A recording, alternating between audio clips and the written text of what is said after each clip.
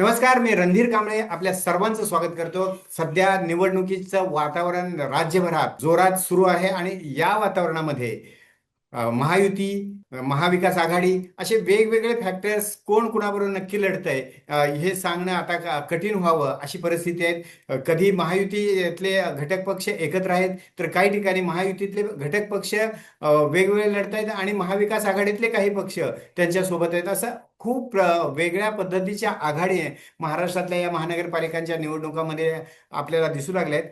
आज आपण चर्चा करणार आहोत ते प्रामुख्यानं म्हणजे मुंबईनंतर अतिशय महत्त्वाची मानली जाणारी ठाणे महानगरपालिका. ठाणे महानगरपालिकेवर नेहमीच वर्चस्व राहिलंय ते एकनाथ शिंदे यांचं. एकनाथ शिंदे एक हाती महानगरपालिकाची सूत्र त्यांच्याकडे अनेक वर्षांपासून आहेत, त्यामुळे त्यांची शक्ती आणि नेटवर्क मोठ्या प्रमाणात आहेत. मात्र यावेळेला ते महायुतीमध्ये असताना महायुतीच्या एकूणच जागा वाटपाच्या निमित्तानं असू द्यात किंवा दोघांनी युती करायची की नाही हा मुद्दा असू द्यात, त्यामुळं दोघांमधला संघर्ष, अंतर्गत संघर्ष समोर आला होता. त्यामुळं बरेच प्रश्न निर्माण झाले आहेत. त्याशिवाय पहिल्यांदाच शिवसेनेच्या फुटीनंतर ठाण्यातली महानगरपालिकेच्या निवडणुकीला दोन्ही पक्ष सामोरे जात आहेत. राष्ट्रवादी काँग्रेस पक्ष यावेळेला वंचितचा काही रोल आहे, त्याचबरोबर आप पण मैदानात उतरले. असं एकूण या सगळ्या वेगवेगळ्या मुद्द्यांची आपण आज चर्चा करणार आहोत आणि आपल्या सोबत आहेत प्रमोद खरात, ज्येष्ठ पत्रकार. ठाण्यात अनेक वर्ष ते रिपोर्टिंग करतायत. अनेक प्रश्नांवर बारकाईने त्यांचं लक्ष असतं. राजकीय घडामोडींचा अभ्यास आहे. गेले 20 वर्षाहून अधिक काळ ठाणे महानगरपालिका आणि ठाण्यातलं एकूण राजकारण ते कव्हर करत आहेत. स्वागत आहे तुमचं. नमस्कार प्रमोदजी. नमस्कार. नमस्कार. खरं तर महानगरपालिकेची यावेळेची निवडणूक अतिशय चुरशीची दिसते. महानगरपालिकेच्या निवडणुकीमध्ये महायुती सुरू होण्याआधी एकनाथ शिंदे यांची शिवसेना आणि भाजप यांच्या कार्यकर्त्यांच्या प्रचंड कुरबुरी समोर आल्या. वर्तमानपत्रात नसू द्यात, अगदी त्यात राज्य पातळीवरच्या नेत्यांनी त्यात लक्ष घालावं लागलं. काय खरंच मिटलेत का या दोघांची भांडणं आणि त्याचा परिणाम काय निवडणुकीत दिसणार आहे का? एकनाथ शिंदे यांचं गेल्या 2 दशकांपासून अधिक ठाणे महापालिकेवर वर्चस्व आहे. शिवसेना एकत्रित असताना देखील ठाणे जिल्ह्यात एकनाथ शिंदे यांनी शिवसेनेचं बळ बऱ्यापैकी वाढवलं होतं. 2 वर्षापूर्वी ज्यावेळेस फूट झाली आणि एकनाथ शिंदे वेगळे झाले, त्यावेळेस काही हातावर मोजणे इतके नगरसेवक वगळता 2-3 नगरसेवक वगळता गेल्या 2017ला जे 67 नगरसेवक शिवसेनेचे निवडून आले होते, त्यापैकी जवळपास 64 ते 65 नगरसेवक शिंदे साहेबांसोबत गेलेले आहेत. आणि गेल्या 2017च्या निवडणुकीत भाजपचे 23 नगरसेवक निवडून आले होते. आता ज्यावेळेस सर्वत्र एकत्र निवडणूक लढवायची अशी चर्चा होती, वरतून दबाव होता नेत्यांचा की एकत्र लढवायची, परंतु भाजपने देखील गेल्या 5 वर्षांमध्ये बऱ्यापैकी आपलं संघटन वाढवलेलं आहे. त्याच्यामुळे युती कशी होणार अशी सगळ्यांना शंका होती, परंतु नेत्यांनी दबाव टाकत महायुती घडवून आणलेली आहे. त्यावेळेस एकनाथ शिंदे यांची शिवसेना 87 जागा लढते, तर भाजप 40 जागा लढते. काही ठिकाणी ज्या ठिकाणी कुरकुरी होत्या त्या ठिकाणी बंडखोरी झालेली आहे. शिंदे गटातनं काही ठिकाणी बंडखोरी झालेली आहे, भाजपमधनं देखील काही ठिकाणी बंडखोरी झालेली आहे. परंतु हा जो प्रभागचा जो फॅक्टर आहे की 4 नगरसेवक एकत्र, 4 प्रभाग एकत्र येऊन जो निवडणूक लढवणार आहेत, त्याचा फटका, बंडखोरीचा फटका हवा तसा बसेल असं वाटत नाही. त्याच्यामुळे एकनाथ शिंदे आणि भाजप यांचं बऱ्यापैकी प्राबल्य सध्या तरी दिसून येत आहे. पण एकूणच गणेश नाईक यांनी ज्या पद्धतीनं जोरदारपणे एकनाथ शिंदे यांच्या विरोधात आघाडी उघडली होती आणि खास ठाण्यात जाऊन त्यांनी वेगवेगळ्या प्रकारे त्यांना आव्हान देण्याचा प्रयत्न केला होता. याचा अर्थ अंतर्गत जो रस्सीखेच आहे, संघर्ष आहे, तो पुढे पण या निवडणुकीत रिफ्लेक्ट होईल किंवा ते सगळं पॅचअप होईल? बघा, भाजपला ठाणे जिल्ह्यामध्ये आपलं जे जुनं वैभव आहे ते परत मिळवायचं आहे. याच्या आधी जर तुम्ही ठाणे जिल्ह्याचा इतिहास बघितला तर ठाणे जिल्ह्यामध्ये पूर्वीचा जनसंघ आणि आताचा भाजप याचं बऱ्यापैकी प्राबल्य होतं. रामभाऊ महाळगी, राम कासे हे खासदार ठाणे लोकसभेतून निवडून यायचे. मात्र ज्यावेळेस आनंद दिघे यांनी शिवसेनेची कमान आपल्या हाती घेतली त्यावेळेस शिवसेना तळागाळात पोहोचवली आणि ठाणे लोकसभेवर आपला हक्क सांगितला. ठाणे लोकसभा आपल्या ताब्यात घेतल्यानंतर तिथे आपला खासदार निवडून आणला, प्रकाश परांजपे निवडून आले. नंतर ज्यावेळेस डिमोशन झालं म्हणजे लोकसभाचे मतदारसंघ ठाणे जिल्ह्यातले वाढले, त्यावेळेस फक्त भिवंडी भाजपला दिली आणि कल्याण डोंबिवली सारखा महत्वाचा मतदारसंघ देखील आपल्याकडे घेतला. आता आज जर तुम्ही बघितलं तर डोंबिवलीमध्ये, कल्याण डोंबिवलीमध्ये भाजपचं बळ चांगलं आहे, परंतु खासदार शिवसेनेचा आहे. आता राज्यात भाजपचा मुख्यमंत्री आहे, केंद्रात नरेंद्र मोदी पंतप्रधान आहेत. त्यामुळे आपल्याला गेलेलं बळ परत मिळवायचं गेल्या काही दिवसापासूनच त्याचे प्रयत्न भाजपचे सुरू आहेत. आता तुम्ही बघितलं काही दिवसापूर्वी ज्या नगरपालिकेच्या नगर परिषदेच्या निवडणुका झाल्या त्यामध्ये बदलापूर आणि अंबरनाथ या दोन्ही नगरपालिकांमध्ये भाजपचे नगराध्यक्ष निवडून आलेले आहेत. आणि आता तुम्ही बघितलं की कल्याण डोंबिवलीमध्ये देखील भाजपचे 15 लोक बिनविरोध निवडून आलेत. फक्त ठाणे महापालिकेमध्ये एकनाथ शिंदे यांचं प्राबल्य असल्यामुळे त्यांना थोडस सुसह्य होईल, त्यांना थोडासा फायदा होईल असं सोडलेलं दिसतंय. परंतु भाजपला जी सल आहे मनामध्ये की आमचा ठाणे जिल्हा होता तो शिवसेनेने घेतलाय, तो परत मिळवण्याचं त्याचं ते स्वप्न आहे ते पूर्ण करण्यासाठी त्याचे प्रयत्न हे सतत सुरू असतात. त्यामुळे गेल्या काही दिवसापासून तुम्ही म्हणालात तसं गणेश नाईकांनी प्रयत्न सुरू केले होते, परंतु शिंदे साहेब दिल्लीला गेले, बऱ्याच काही घडामोडी घडल्या, नगरपालिकेच्या निवडणुकांमध्ये देखील उसळे फुगवे झाले. त्याच्यानंतर थोडंसं पॅचअप झालंय आणि ठाण्यामध्ये महायुती घडून आली. मात्र नवी मुंबईमध्ये महायुती झालेली नाहीये. शिवसेना आणि भाजप एकमेकांच्या विरोधात लढत आहे. फक्त कल्याण डोंबिवली आणि ठाण्यामध्ये महायुती झालेली आहे. पण एकूणच दगा फटका होईल असं काय वाटत नाही तुम्हाला सध्या? नाही, दगा फटका होईल असं सध्या तरी वातावरण नाही, कारण दोन्ही पक्षांना गरज आहे महायुतीची. कारण वरवर तरी बघितलं की उद्धव ठाकरे गट, मनसे आणि शरद पवारची राष्ट्रवादी यांच्या मागे म्हणजे विरोधी पक्ष अस्तित्वात नसल्याचं थोडंफार वातावरण होतं. परंतु जे मतदार आहेत, जे मतदार आहेत त्यांचा उद्धव सेना किंवा मनसे आणि कळवा मुंबऱ्यामध्ये जितेंद्र आव्हाड यांच्या पक्षाला बऱ्यापैकी पाठिंबा असलेला दिसतोय. त्याच्यामुळे एकतर्फी सगळे निकाल लागतील असं काही वाटत नाहीये. तेवढं लढत तर होईल, काही ठिकाणी एकतर्फी होईल, पण काही ठिकाणी तुल्यबळ लढती होतील. खर तर ठाण्यामध्ये शिवसेनेचे 2 भाग झाल्यानंतर राजन विचारे हा एकच चेहरा दिसतोय उद्धव ठाकरे यांच्या पक्षाकडे. त्याचबरोबर राष्ट्रवादी काँग्रेसमध्ये पुन्हा 2 तुकडे झाल्यानंतर एका बाजूला आनंद परांजपे असतील, दुसऱ्या बाजूला जितेंद्र आव्हाड असतील, असे महत्वाचे 2 फॅक्टर आहेत. तर त्यांच्या सोबत आता सध्या जो आलेला आहे तो मनसे हा ही फॅक्टर नेहमी आक्रमक राहिलेला आहे ठाण्यामध्ये. वेगवेगळ्या आंदोलन असोत, वेगवेगळ्या विषयांच्या निमित्तानं कार्यक्रम घेणं असो, एकूण या सगळ्या तिघं एकत्र आल्यामुळं त्याचा कितपत फायदा होईल, किती जागांवर प्रभाव पडू शकतात, किंवा एकूण या गणितांमध्ये या तिघांचं काय महत्व आहे? बघा, आजचं जर तुम्ही ठाण्यातलं राजकारण बघितलं तर एकनाथ शिंदे हे यांच्याकडे बऱ्यापैकी प्रबळ उमेदवार आहेत आणि त्यांचे उमेदवार बऱ्यापैकी निवडून येतील. भाजप त्यांच्यासोबत गेल्यामुळे, भाजपचं गेल्या वेळेच 23 जागा होत्या त्या वाढतील यात काही शंका नाही. परंतु विरोधी पक्षाला जो असं वाटत होतं की विरोधी पक्ष काही दिसतच नाहीये, तशी परिस्थिती सध्या तर नाहीये. काही प्रभागांमध्ये आजचं चित्र असं आहे की उद्धव सेनेचे उमेदवार, मनसेचे उमेदवार आणि कळवा मुंब्रामध्ये जितेंद्र आव्हाडचे उमेदवार हे रिंगणात आहेत, म्हणजे लढतीमध्ये आहेत आणि ते विजय देखील मिळवू शकतात असं चित्र आहे. म्हणजे एकतर्फी निवडणूक होईल असं नाहीये.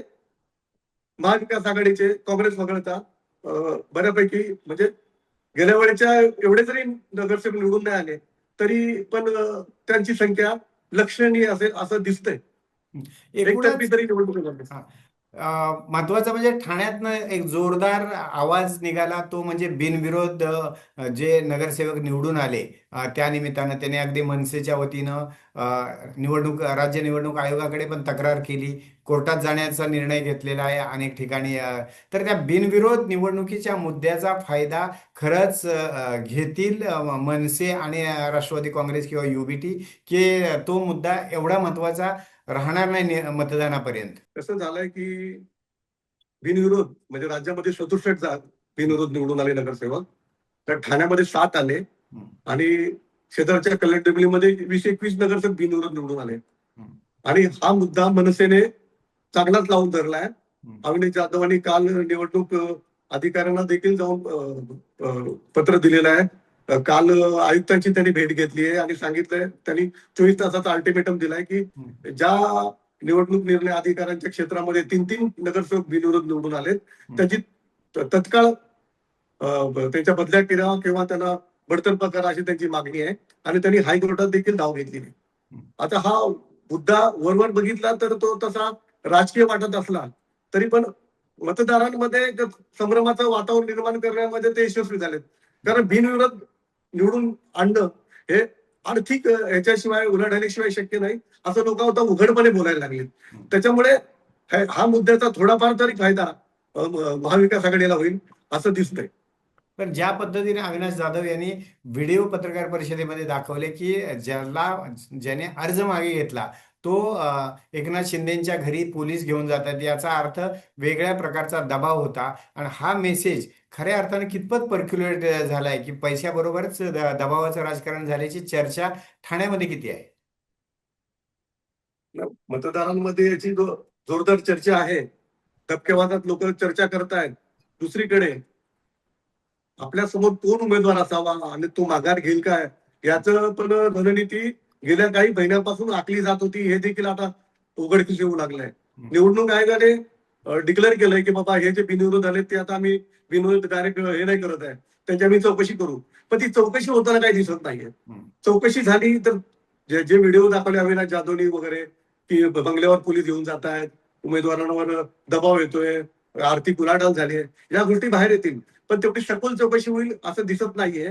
परंतु मतदारांमध्ये ही चर्चा उघडपणे सुरू आहे, दबक्या आवाजात सुरू आहे की असेच जर बिनविरोध लोक निवडून येत असतील तर पुढच्या वेळेस निवडणुका होतील की नाही, अशी देखील शंका काही लोक उपस्थित करत आहेत. त्याचा म्हणजे परिणाम हा, त्याचा परिणाम थोडाफार तरी मतदानावर होईल असं दिसतंय. एकूणच नागरी प्रश्नांची चर्चा या निवडणुकीत होणं अपेक्षित असताना ते न होता बिनविरोध निवडणूक, दबावाचं राजकारण याच्यावर चर्चा होताना दिसते.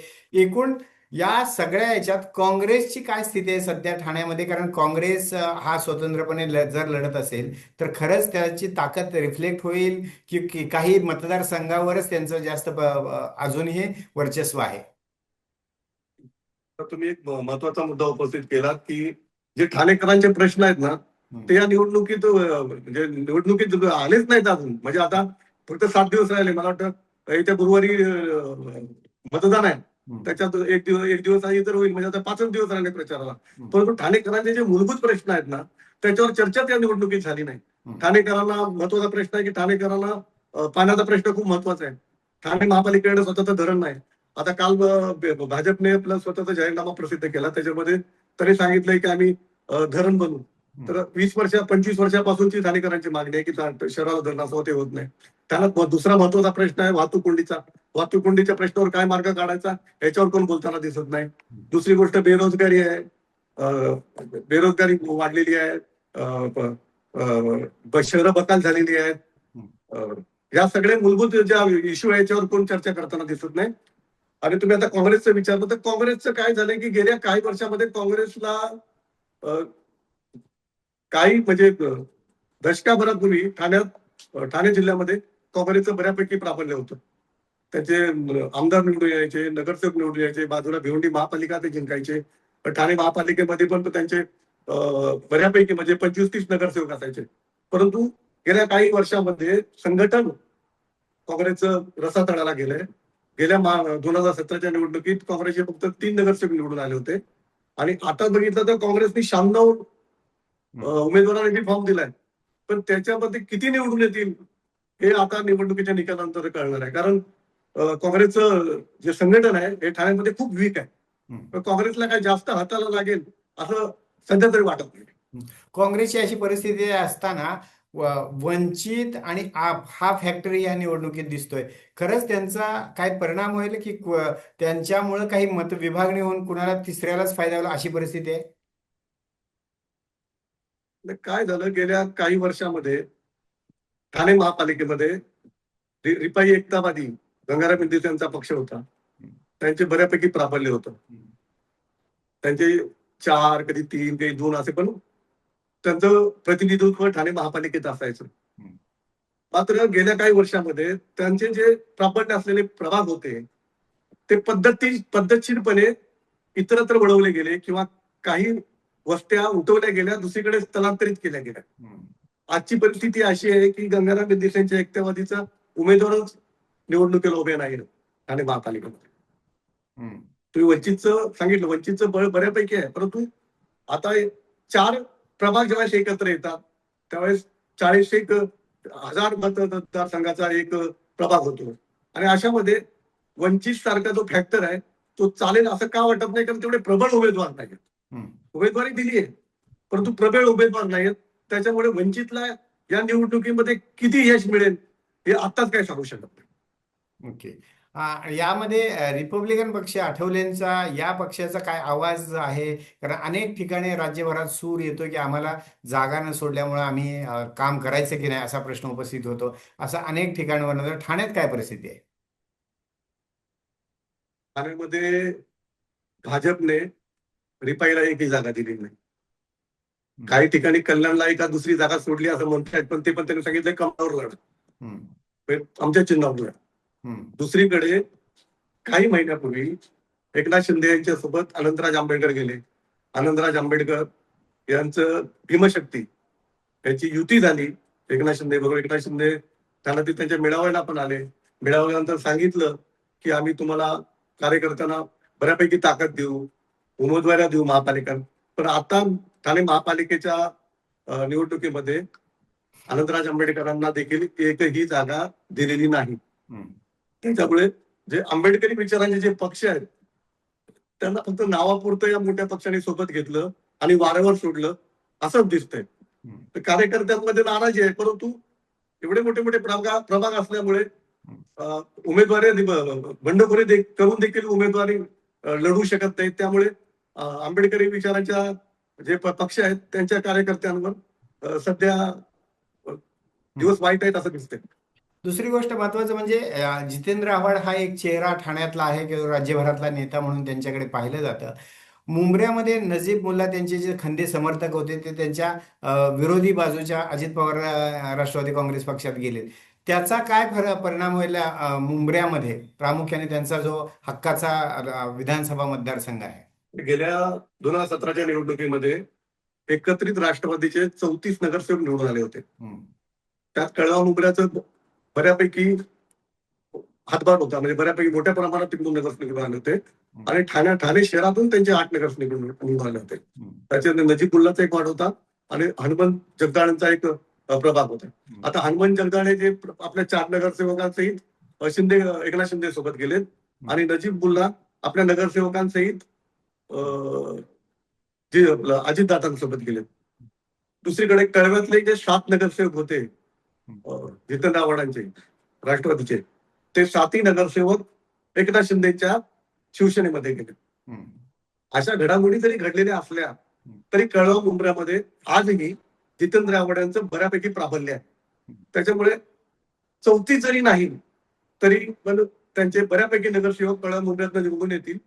अजितदादांच्या राष्ट्रवादीने काही उमेदवार उभे केलेत, परंतु जितेंद्र आव्हाडांचं त्या ठिकाणी काम आहे, त्यांचा जनाधार चांगला आहे. त्याच्यामुळे जितेंद्र आव्हाडांच्या पक्षाला अजितदादांचा पक्ष काही कटशा देईल किंवा मोठ्या प्रमाणात हादरा देईल असं चित्र सध्या तरी नाही. म्हणजे ओव्हरऑल आपण हा कार्यक्रमाच्या शेवटाला याचा विचार करूया की सगळ्यात पॉवरफुल कोण राहील या निवडणुकीमध्ये? सगळे भांडणं असतील, मतभेद असतील, अंतर्गत संघर्ष असतील, एकमेकांच्या पाय खेचण्याचे प्रयत्न होतील, ओव्हरऑल मतदाराचा कल आणि जे मतदान आहेत, जे पक्ष आहेत, त्या कुणाची शक्ती जास्त आहे? नाही, ठाण्यात बघितलं तर सध्या या निवडणुकीत पण एकनाथ शिंदे यांचा शिवसेना आहे ती बऱ्यापैकी प्रभाव दाखवेल. हं, त्याच्यानंतर भाजपला पण चांगलं यश मिळेल. हं. जितेंद्र आव्हाडांच्या राष्ट्रवादीला कळमनुरामध्ये यश मिळेल आणि काही ठिकाणी मनसे आणि शिवसेना उद्धव बाळासाहेब ठाकरे यांचे देखील नगरसेवक चमत्कार घडवतील. नक्कीच. एकूणच ठाणे महानगरपालिकेमध्ये अ, भाजप आणि एकनाथ शिंदे यांची शिवसेना यांचं प्राबल्य राहील असं दिसतंय. सत्तेत कदाचित तेच येतील. पण जे जितेंद्र आव्हाड आहेत, राष्ट्रवादी काँग्रेस पक्षाचे नेते असतील किंवा उद्धव बाळासाहेब ठाकरे यांची शिवसेना असेल, यांचंही अगदी स्थान नगण्य नसलं तर त्यांची यावेळेला प्रेझेंटी तर नक्कीच लागेल असंही दिसतंय. आजच्या या एपिसोडमध्ये आपण इथंच थांबूया आणि एकूणच महानगरपालिकांच्या निवडणुकांमध्ये लोकांचे प्रश्न खरंच चर्चेला यायचं च्या ऐवजी दुसऱ्याच मुद्द्यांवर अधिक चर्चा होते का, हा एकूण ट्रेंड एकूण महानगरपालिकांच्या राजकारणातल्या आणि मतदानाच्या वेळी काय परिणाम घडवेल हे निवडणुकीच्या निकालानंतर स्पष्ट होईल. आज आपल्यासोबत ज्येष्ठ पत्रकार प्रमोद खरात उपस्थित राहिले, त्याबद्दल त्यांचे धन्यवाद. पुन्हा भेटूया एका नव्या एपिसोड आणि नवा महानगरपालिकेच्या निवडणुकीच्या विश्लेषणासाठी. धन्यवाद.